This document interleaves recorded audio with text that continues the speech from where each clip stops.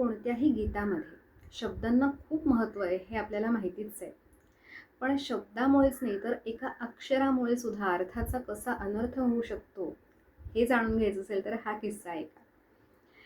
त्याचं झालं असं, रामभाऊ कदम यांनी एक गीत संगीतबद्ध केलं होतं आणि हे गाणं कोणाच्या आवाजात रेकॉर्ड होणार होतं माहिती आहे?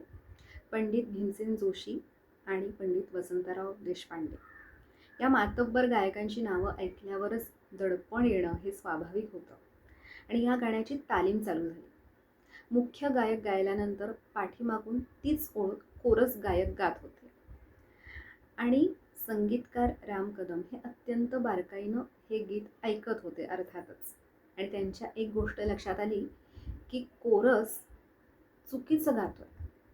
गाणं आपण ओळखलंच असेल बरोबर, टाळ बोले चिपळीला, आणि कोरस काय गात होता? चाळ बोले चिपळीला. मी म्हणलं ना, एका अक्षराचा फरक होता पण अर्थाचा अनर्थच घडत होता. हे असं रेकॉर्ड झालं असतं ना तर चांगलीच नामुष्की ओढावली असती, कारण त्या काळी रेकॉर्डिंगचं तंत्र काही इतकं साधं सोपं नव्हतंच.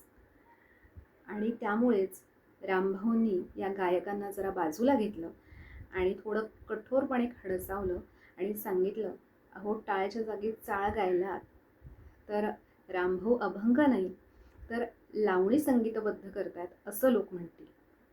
आणि त्यामुळे नंतर मात्र ती दुरुस्ती झाली, तालमीतच झाली आणि मग हे गाणं रेकॉर्ड झालं आणि आजही ते लोकप्रिय आहे.